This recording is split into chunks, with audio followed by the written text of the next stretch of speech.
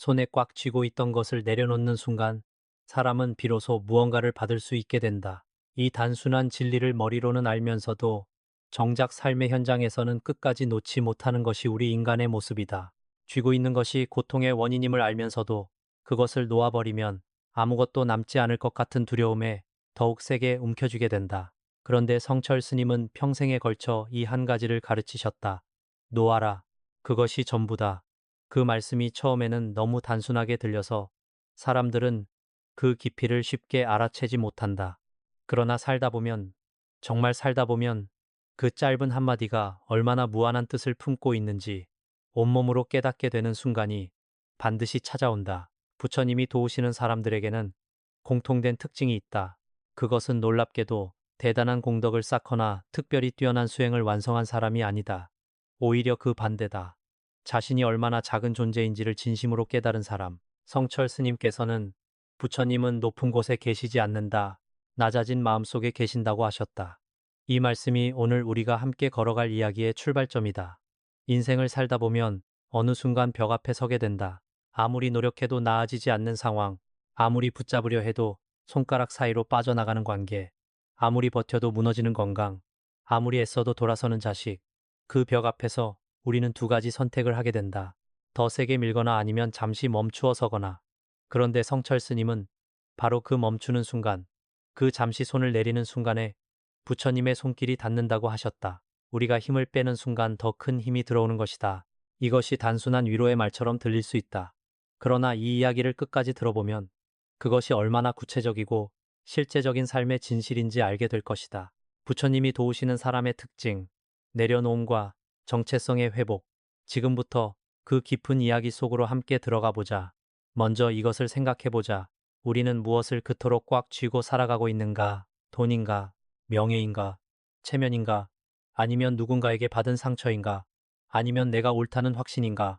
오랫동안 살아온 방식에 대한 고집인가? 사람마다 그 내용은 다르지만 하나같이 놓지 못하는 무언가를 가슴 한켠에 꽉 쥐고 살아간다. 그것이 때로는 삶의 동력이 되기도 하지만 어느 순간부터는 그것이 오히려 삶을 옥죄는 족쇄가 된다. 성철 스님은 이것을 두고 집착은 뱀과 같다고 하셨다. 뱀은 먹이를 삼킬 때 절대 놓지 않는다. 그러나 그 집착이 결국 뱀 자신을 죽이기도 한다. 너무 큰 먹이를 삼키려다 질식하는 뱀처럼 우리도 놓지 못하는 집착 때문에 스스로 숨이 막히는 삶을 살아가게 된다. 그런데 이상하게도 우리는 그 숨막힘을 느끼면서도 손을 펴지 못한다. 그 이유는 간단하다. 우리가 그것을 내려놓으면 내가 사라질 것 같기 때문이다. 내가 옳다는 확신을 내려놓으면 내가 틀린 사람이 되는 것 같고, 재산을 내려놓으면 내가 가난한 사람이 되는 것 같고, 체면을 내려놓으면 내가 초라한 사람이 되는 것 같다. 그래서 우리는 그것들을 자신의 일부로 여기며 그것을 지키는 것이 곧 나를 지키는 것이라고 착각하게 된다. 그러나 성철 스님은 바로 그 착각을 깨뜨리셨다. 내가 쥐고 있는 것이 내가 아니다. 그것을 내려놓아야 비로소 진짜 내가 보인다. 이 말씀은 단순히 욕심을 버리라는 도덕적 훈계가 아니다. 이것은 존재의 본질에 관한 이야기다. 우리가 집착하는 것들은 모두 덧없이 변하고 사라지는 것들이다. 그런데 우리는 그 변하는 것들에 나를 묶어두고 그것이 흔들릴 때마다 내가 흔들리고 그것이 사라질 때마다 내가 무너지는 삶을 살아가고 있다. 이것이 고통의 뿌리다. 부처님께서는 이것을 이미 500여 년 전에 말씀하셨다. 집착이 곧 고다. 이 한 문장이 모든 것을 담고 있다. 우리가 경험하는 고통의 대부분은 외부에서 오는 것이 아니다. 내가 무언가에 집착하기 때문에 그것이 내 뜻대로 되지 않을 때 고통이 생기는 것이다. 집착하지 않으면 고통도 없다. 그러나 이것이 말처럼 쉽지 않다는 것을 우리는 너무나 잘 안다. 그래서 성철 스님은 수행을 강조하셨다. 한 번의 결심으로 집착이 사라지는 것이 아니라 매일매일 조금씩 손을 조금씩 펴는 연습을 해야 한다고. 오늘 조금 펴고 내일 또 조금 펴고 그렇게 하루하루 반복하다 보면 어느 날 손이 활짝 펴지는 순간이 온다고. 그리고 바로 그 순간 부처님의 손이 그 빈손을 잡아주신다고. 이제 본격적으로 이야기해보자. 부처님이 도우시는 사람들은 어떤 순간을 맞이하는가? 그 첫 번째는 바로 자신의 한계를 인정하는 순간이다. 우리는 평생 강해야 한다고 배웠다. 넘어지면 혼자 일어나야 한다고. 그래서 우리는 힘든 내색을 하지 않으며 모든 것을 혼자 해결하려 한다. 특히 오랫동안 가정을 이끌어온 어른들, 평생 남들 앞에서 당당했던 분들일수록 이 경향이 더욱 강하다. 내가 힘들다고 말하는 것이 마치 패배를 인정하는 것처럼 느껴지기 때문이다. 그러나 성철 스님은 이렇게 말씀하셨다. 진정한 강함은 자신의 약함을 인정하는 데서 시작된다. 이것이 역설처럼 들리지만 실제로 삶을 깊이 들여다보면 이것이 진실임을 알게 된다. 자신이 강하다고 믿는 사람은 도움을 받지 못한다. 도움이 필요 없다고 생각하기 때문이다. 그러나 자신이 약하다는 것을 인정하는 사람은 도움을 받을 수 있다. 손을 내밀기 때문이다. 부처님 앞에서도 마찬가지다. 내가 모든 것을 할 수 있다고 믿는 사람에게 부처님이 개입하실 자리가 없다. 그러나 내 힘으로는 안 된다는 것을 진심으로 인정하는 순간 그 인정의 공간에 부처님의 가피가 흘러들어온다. 이것은 나약함이 아니다. 이것은 오히려 가장 용감한 선택이다. 살면서 이런 경험을 해본 적이 있을 것이다.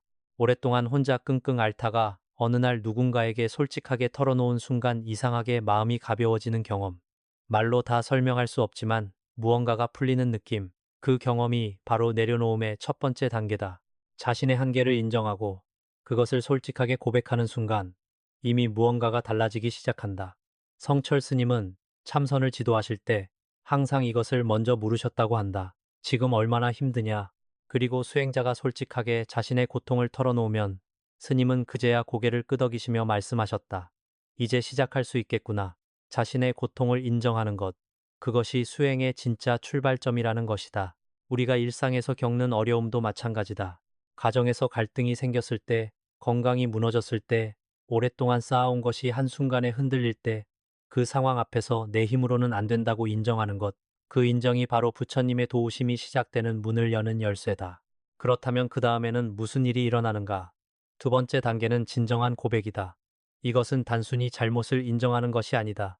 이것은 내 안에 가장 깊은 곳에 있는 부족함을 한 번도 남에게 보여주지 않았던 그 민낯을 부처님 앞에 그대로 내어놓는 것이다. 성철 스님은 이것을 참회라고 하셨다. 그런데 스님이 말씀하신 참회는 단순히 죄를 뉘우치는 의식이 아니었다.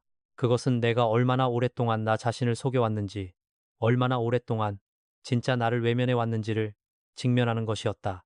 남들 앞에서는 항상 괜찮은 척, 강한 척, 여유 있는 척 해왔지만 사실은 얼마나 두렵고 외롭고 지쳐 있었는지를 부처님 앞에서 솔직하게 내어놓는 것이다. 이 고백은 쉽지 않다. 왜냐하면 우리는 자신의 약한 모습을 보는 것 자체가 너무 두렵기 때문이다. 오랫동안 강한 척 살아왔던 사람일수록 그 가면을 벗는 것이 더욱 어렵다. 그러나 성철 스님은 말씀하셨다. 부처님은 내가 강한 척하는 모습이 아니라 내가 진짜 힘들어하는 모습을 기다리고 계신다. 부처님은 우리의 완벽한 모습이 아니라 우리의 진짜 모습을 원하신다. 이것이 불교의 자비심의 본질이다. 자비는 완벽한 사람에게 주어지는 것이 아니다. 자비는 부족하고 힘들고 지친 사람에게 흘러가는 것이다. 마치 물이 높은 곳에서 낮은 곳으로 흐르듯이 부처님의 자비도 낮아진 마음, 비워진 마음 속으로 흘러들어온다. 그러므로 진정한 고백은 부처님의 자비를 받아들이는 그릇을 만드는 것이다. 살아오면서 한 번도 제대로 울어본 적 없이 버텨온 분들이 있을 것이다. 평생 가족을 위해 희생하면서도 힘들다는 말 한마디 못하고 살아온 분들이 있을 것이다. 그 오랜 세월의 무게를 혼자 감당해 온 분들에게 성철 스님은 이렇게 말씀하실 것이다. 이제 그 무게를 내려놓아도 된다. 부처님 앞에서는 강할 필요가 없다. 그 고백의 순간 눈물이 흐를 수도 있다. 그 눈물이 부끄럽지 않다. 그 눈물은 오히려 오랫동안 막혀있던 무언가가 흘러내리는 것이다. 성철 스님은 진정한 참회의 눈물을 영혼의 빗물이라고 하셨다. 오랫동안 메말랐던 땅에 비가 내리듯 그 눈물이 굳어있던 마음을 적시고 새로운 것이 싹 트일 수 있는 토양을 만든다. 이제 세 번째 단계로 들어가 보자. 자신의 한계를 인정하고 진정한 고백에 이른 사람에게 일어나는 일이 있다. 그것은 바로 내면의 정체성이 회복되기 시작한다는 것이다. 그런데 여기서 중요한 것은 외부 환경이 즉시 달라지지 않는다는 점이다. 이것이 많은 사람들이 오해하는 부분이다. 부처님께 기도하면 당장 상황이 해결될 것이라고 기대한다. 아픈 몸이 즉시 나을 것이라고, 갈등이 있던 관계가 바로 회복될 것이라고, 어려운 경제적 상황이 금방 나아질 것이라고. 그러나 성철 스님은 이것을 분명히 말씀하셨다. 부처님은 당신이 원하는 것을 주시는 분이 아니라 당신에게 필요한 것을 주시는 분이다. 우리에게 필요한 것이 무엇인가? 상황의 해결이 아니라 그 상황을 견딜 수 있는 내면의 힘이다. 아픔이 사라지는 것이 아니라 아픔 속에서도 무너지지 않는 중심이다. 갈등이 없어지는 것이 아니라 갈등 앞에서도 흔들리지 않는 평화다. 그래서 부처님이 먼저 하시는 일은 외부를 바꾸는 것이 아니라 내면을 회복시키는 것이다. 그 회복은 조용하고 은밀하게 일어난다. 어느 날 아침에 일어났을 때 어제와 상황은 똑같은데 이상하게 마음이 다르다. 전에는 그 상황이 너무 무겁게 느껴졌는데 오늘은 어딘가 버틸 수 있을 것 같다. 전에는 모든 것이 끝난 것 같았는데 오늘은 아직 길이 있을 것 같다. 이 변화가 바로 내면의 정체성이 회복되기 시작했다는 신호다. 성철 스님은 이것을 본래 면목의 회복이라고 하셨다. 본래 면목이란 우리가 태어날 때부터 가지고 있던 본래의 모습이다. 세상을 살아가면서 우리는 수많은 것들을 더하게 된다. 남들의 기대, 사회의 규범, 오랜 상처, 굳어진 습관들, 그것들이 겹겹이 쌓이면서 본래의 나를 덮어버린다. 그래서 어느 순간부터는 진짜 내가 누구인지조차 모르게 된다. 그런데 내려놓음이 일어나면 그 덮여있던 것들이 하나씩 벗겨지기 시작한다. 마치 오랫동안 흙먼지에 덮여있던 보석이 빗물에 씻기듯이 본래의 빛나는 나의 모습이 조금씩 드러나기 시작한다. 이것이 정체성의 회복이다. 이 회복은 자존감의 회복과는 다르다.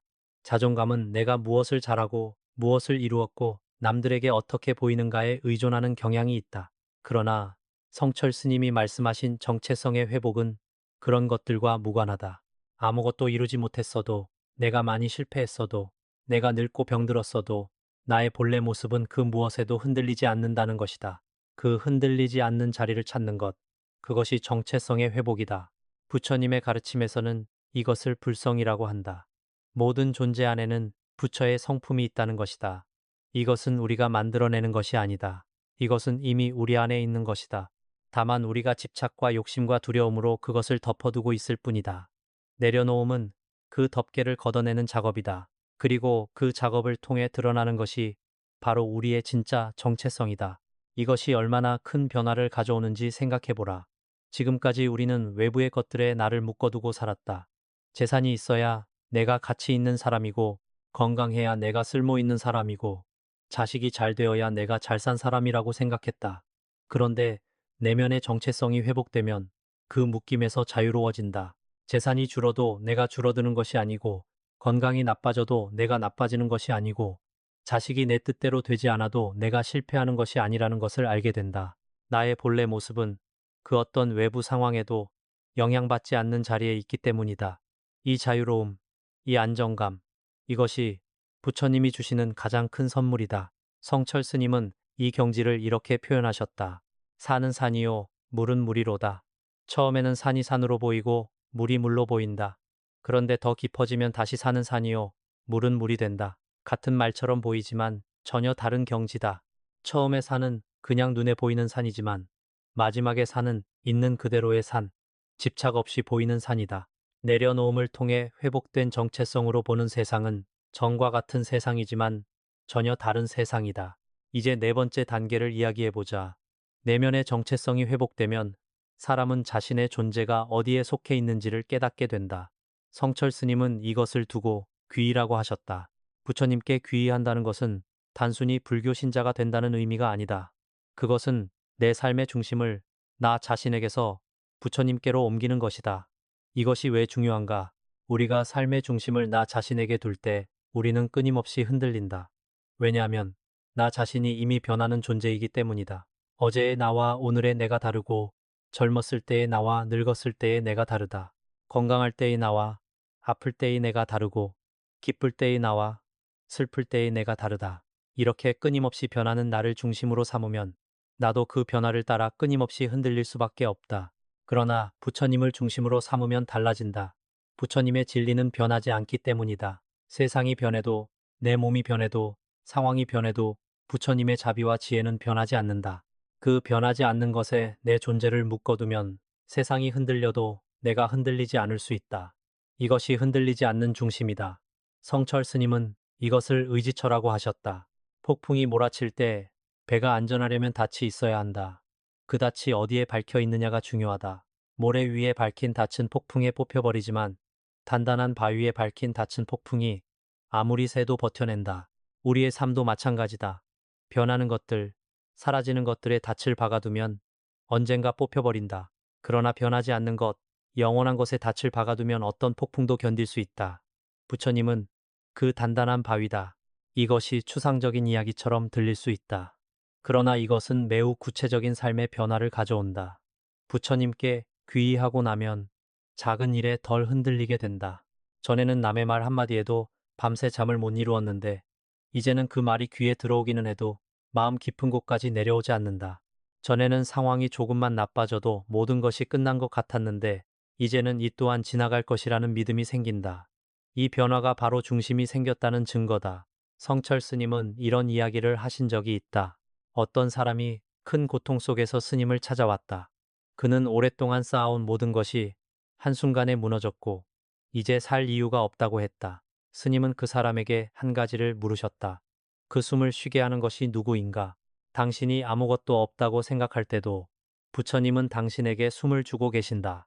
그것이 당신이 부처님께 속해 있다는 증거다. 이 이야기가 가슴에 닿는가? 우리가 아무것도 없다고 느낄 때도, 우리가 완전히 무너졌다고 느낄 때도 부처님은 우리에게 다음 숨을 주고 계신다. 그 숨 하나하나가 부처님의 잡이다. 우리의 존재 자체가 이미 부처님의 손안에 있다는 것이다. 이것을 깨닫는 순간 두려움이 줄어든다. 내가 혼자가 아니라는 것을 알게 되기 때문이다. 다섯 번째 단계로 내면의 질서가 회복되고 삶의 방향이 달라진다는 것이다. 이것이 내려놓음의 궁극적인 결과다. 우리는 흔히 삶의 문제를 해결하는 것이 목표라고 생각한다. 이 문제만 해결되면 행복해질 것이라고. 그러나 삶을 살아보면 알게 된다.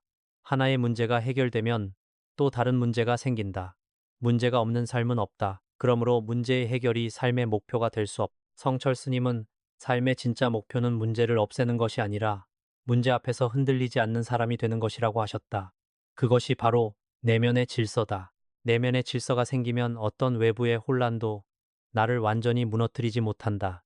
폭풍이 와도 뿌리 깊은 나무는 꺾이지 않는 것처럼 내면의 질서가 단단한 사람은 어떤 상황도 견뎌낼 수 있다.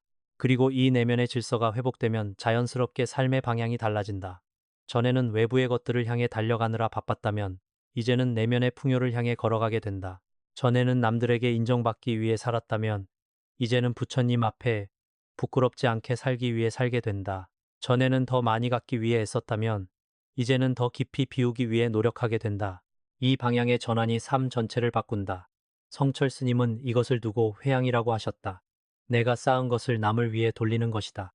내가 받은 가피를, 내가 경험한 내면의 회복을 주변 사람들에게 나누어 주는 것이다. 내가 위로받았으니 남을 위로하고, 내가 용서받았으니 남을 용서하고, 내가 자유로워졌으니 남을 자유롭게 하는 것이다. 이것이 삶의 방향이 달라진다는 것의 가장 아름다운 모습이다. 그런데 여기서 한 가지 더 깊이 들어가야 할 것이 있다. 이 모든 과정이 한 번에 완성되지 않는다는 것이다. 이것이 여섯 번째이자 마지막 단계다. 내려놓음은 한 번의 결심이 아니라 매일의 작은 선택과 반복적인 훈련으로 이루어진다. 많은 사람들이 이 부분에서 실망한다. 한 번 크게 결심하고, 한 번 깊이 기도하고, 한 번 눈물로 참회하면 모든 것이 달라질 것이라고 기대한다. 그러나 실제로는 다음날 아침에 일어나면 어제와 같은 자신을 만나게 된다. 여전히 집착하고, 여전히 두려워하고, 여전히 남의 눈을 의식하는 자신을. 그래서 역시 안 되는구나 하고 포기하게 된다. 그러나 성철 스님은 이것이 당연하다고 하셨다. 수십 년 동안 쌓인 습관이 하루아침에 바뀌지 않는다. 그러나 매일 조금씩 바뀐다. 수행은 한 번의 대사건이 아니라 매일의 작은 선택들이 쌓이는 것이다. 오늘 조금 내려놓고, 내일 또 조금 내려놓고, 모레 또 조금 내려놓는 것이다. 그 작은 선택들이 쌓이면 어느 날 돌아보았을 때 내가 서 있는 자리가 전혀 다른 곳이 되어 있다. 이것은 마치 산을 오르는 것과 같다. 산 아래에서 정상을 바라보면 너무 멀고 높아 보인다. 그러나 한 걸음씩 걷다 보면 어느 순간 중턱에 와 있고 또 걷다 보면 정상이 가까워진다. 중요한 것은 포기하지 않고 계속 걷는 것이다. 성철 스님은 수행에서 가장 중요한 덕목은 지속성이다라고 하셨다. 잘할 때도 못할 때도, 기분이 좋을 때도 힘들 때도 계속 걷는 것이다. 구체적으로 이것이 어떤 모습인가? 아침에 일어나 하루를 시작하기 전에 잠깐 멈추는 것이다. 오늘 하루도 내 힘으로 살려 하지 않겠다고, 오늘 하루도 부처님 손에 맡기겠다고 조용히 마음을 내는 것이다. 이것이 매일의 작은 선택이다. 그리고 하루를 살다가 집착이 올라올 때, 두려움이 올라올 때, 분노가 올라올 때, 잠깐 멈추고 이것을 내려놓겠다고 마음을 내는 것이다. 이것이 반복적인 훈련이다. 처음에는 이것이 잘 되지 않는다. 마음을 내자마자 다시 집착이 올라온다. 내려놓으려 하면 더 세게 쥐어지는 것 같다. 이것이 정상이다. 그러나 계속하다 보면 조금씩 시간이 길어진다. 집착이 올라왔다가 내려가는 시간이 짧아진다. 두려움이 찾아왔다가 사라지는 속도가 빨라진다. 이것이 훈련의 결과다. 성철 스님은 이 훈련의 과정을 정진이라고 하셨다. 정진은 열심히 하는 것이 아니라 꾸준히 하는 것이다. 하루에 1시간 열심히 하는 것보다 매일 5분씩 꾸준히 하는 것이 더 깊은 변화를 가져온다. 왜냐하면 수행은 지식을 쌓는 것이 아니라 습관을 바꾸는 것이기 때문이다. 그리고 습관은 반복을 통해서만 바뀐다. 이 정진의 과정에서 중요한 것이 있다. 자신에게 너무 엄격하지 않는 것이다. 오늘 내려놓지 못했다고 자책하지 않는 것이다. 성철 스님은 부처님은 우리가 완벽하기를 원하시지 않는다. 부처님은 우리가 다시 일어나기를 원하신다고 하셨다. 넘어져도 괜찮다. 다시 일어나면 된다. 어제 집착했어도 괜찮다. 오늘 다시 내려놓으면 된다. 이 자비로운 태도가 오히려 정진을 지속할 수 있게 한다. 여기서 잠깐 멈추어 생각해보자. 지금까지 이야기한 것들이 당신의 삶과 어떻게 연결되는가? 지금 당신이 꽉 쥐고 있는 것은 무엇인가? 그것이 당신에게 평화를 주고 있는가? 아니면 고통을 주고 있는가? 만약 고통을 주고 있다면 그것을 내려놓을 용기가 있는가? 이 질문들이 불편하게 느껴질 수 있다. 그러나 성철 스님은 불편한 질문을 피하지 말라고 하셨다. 불편한 질문이 바로 우리를 성장시키는 질문이기 때문이다. 편안한 질문만 하는 사람은 편안한 자리에 머문다. 그러나 불편한 질문을 용감하게 마주하는 사람은 더 깊은 자리로 나아간다. 이제 이 이야기를 조금 더 구체적으로 풀어보자. 실제로 많은 사람들이 경험하는 내려놓음의 순간들을 살펴보면 몇 가지 공통된 패턴이 있다. 첫 번째 패턴은 건강의 위기다. 오랫동안 건강을 자신의 힘으로 관리해 왔다고 생각했던 사람이 갑자기 큰 병에 걸린다. 그 순간 모든 것이 무너지는 것 같다. 그러나 그 무너짐 속에서 처음으로 진심으로 부처님 앞에 무릎을 꿇게 된다. 제 힘으로는 안 됩니다. 부처님 도와주십시오. 이 기도가 나오는 순간 무언가가 달라지기 시작한다. 몸이 즉시 나아지지 않을 수도 있다. 그러나 두려움이 줄어들고 마음의 평화가 찾아온다. 그리고 그 평화 속에서 치유가 시작된다. 두 번째 패턴은 관계의 위기다. 오랫동안 자식과 갈등을 겪어온 부모가 있다. 모든 것을 자식을 위해 희생했는데 자식은 자신을 이해하지 못한다고 느낀다. 원망과 서운함이 쌓이고 그 관계는 점점 더 멀어진다. 그런데 어느 날 그 부모가 결심한다. 내 방식대로 자식을 바꾸려는 것을 내려놓겠다. 자식을 있는 그대로 받아들이겠다. 그 내려놓음의 순간 이상하게 관계가 달라지기 시작한다. 자식이 변한 것이 아니다. 부모의 마음이 변한 것이다. 그런데 부모의 마음이 변하니 자식도 조금씩 달라진다. 이것이 가피이다. 세 번째 패턴은 상실의 위기다. 오랫동안 함께한 배우자를 잃거나 소중한 사람을 먼저 보내는 경험을 한다. 그 상실의 고통은 말로 다 표현할 수 없다. 그 고통 앞에서 우리는 두 가지 선택을 하게 된다. 그 상실을 받아들이지 못하고 계속 붙잡으려 하거나 아니면 그 상실을 부처님의 손에 맡기거나 후자를 선택하는 것이 얼마나 어려운지 안다. 그러나 그 선택을 하는 순간 슬픔이 사라지는 것이 아니라 슬픔 속에서도 살아갈 수 있는 힘이 생긴다.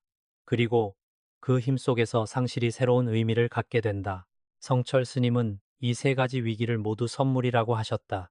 우리가 원하지 않는 선물이지만 그 선물을 통해 우리는 내려놓음을 배우게 된다. 고통이 없으면 내려놓음도 없고 내려놓음이 없으면 성장도 없다.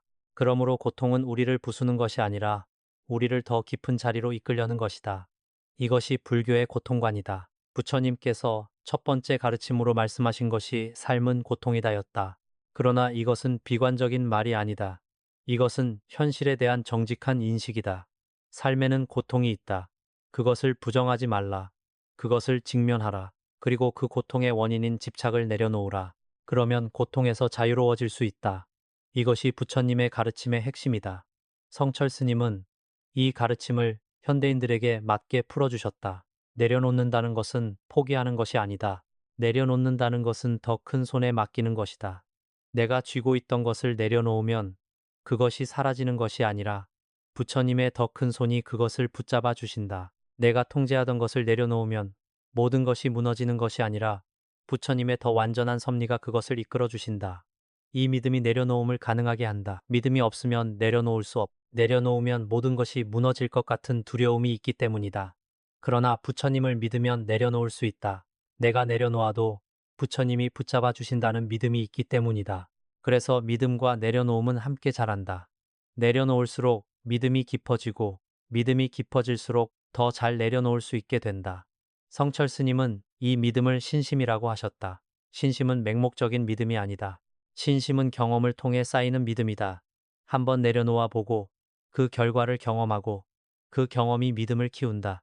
그리고 그 믿음이 다음번에 내려놓음을 가능하게 한다.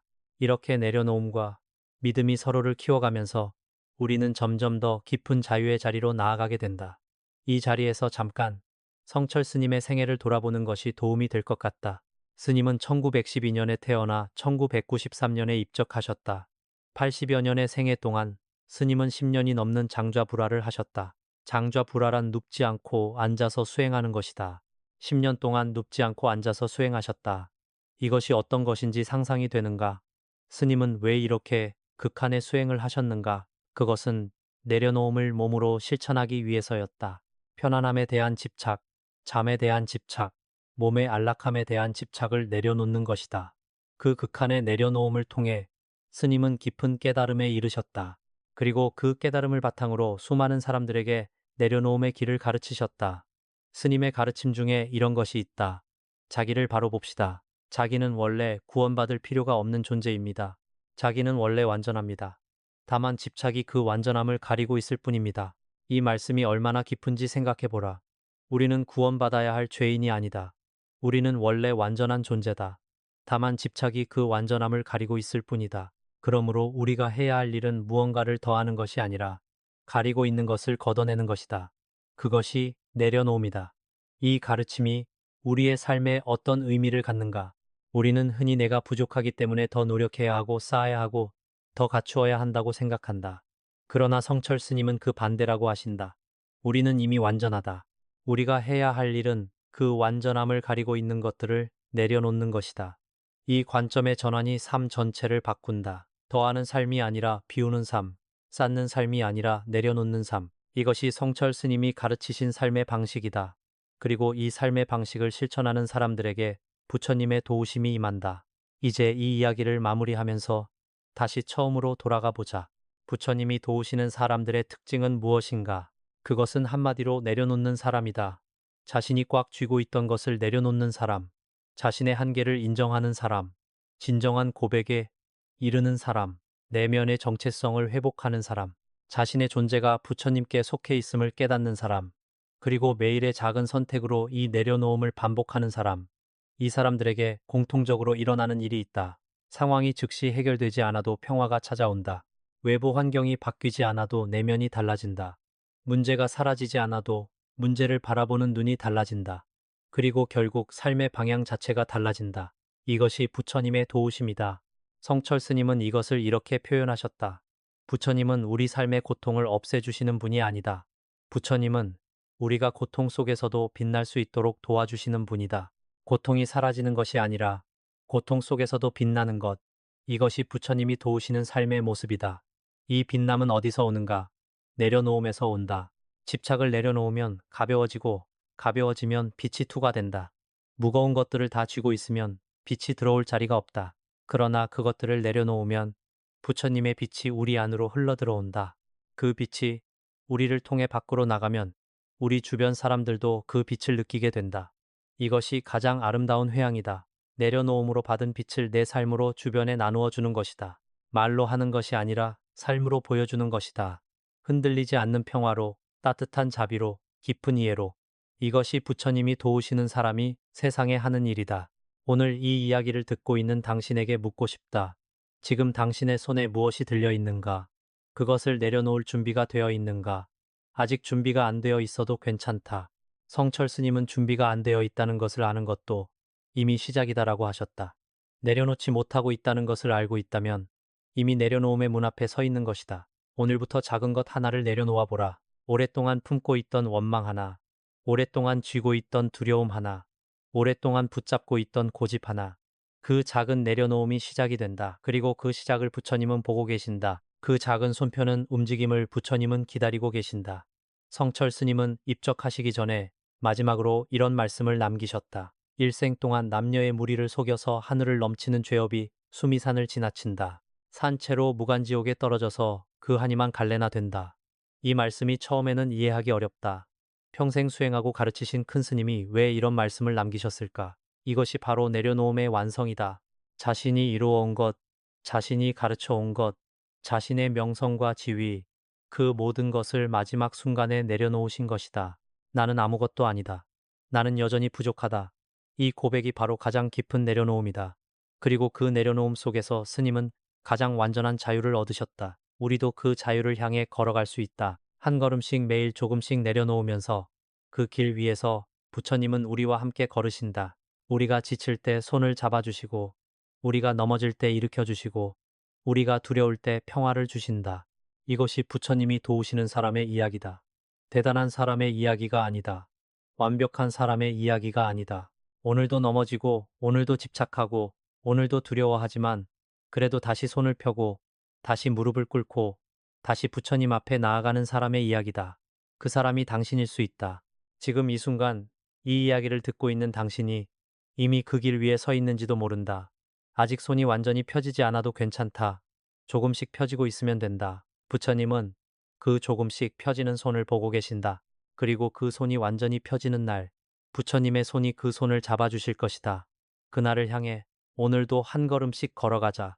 내려놓으면서, 비우면서, 가벼워지면서 그 길 끝에 부처님이 계신다. 그리고 그 부처님은 우리가 상상하는 것보다 훨씬 더 가까이 이미 우리 곁에 계신다. 삶이 때로는 너무 무겁게 느껴질 것이다. 오랫동안 쌓아온 짐들이 너무 많아 도저히 내려놓을 수 없을 것 같은 날도 있을 것이다. 그런 날에는 성철 스님의 이 말씀을 기억해보라. 놓아라. 그것이 전부다. 그 단순한 한마디가 오늘 당신의 삶에서 가장 필요한 말일 수 있다. 내려놓는 것이 두렵다면 그 두려움도 내려놓으면 된다. 내려놓는 것이 어렵다면 그 어려움도 부처님께 맡기면 된다. 우리가 할 수 있는 것은 의지를 내는 것뿐이다. 나머지는 부처님이 하신다. 이것이 내려놓음의 역설이다. 내가 모든 것을 내려놓을 때 부처님이 모든 것을 이루신다. 오늘 이 이야기가 마음에 와닿으셨다면 구독 버튼을 눌러주시고 좋아요도 함께 눌러주세요. 당신의 작은 응원이 이런 이야기들을 계속 이어갈 수 있는 힘이 됩니다. 그리고 이 이야기를 나누고 싶은 소중한 인연이 있다면 함께 공유해 주시면 더욱 감사하겠습니다. 다음에도 삶을 더 깊이 바라볼 수 있는 이야기로 찾아오겠습니다. 감사합니다.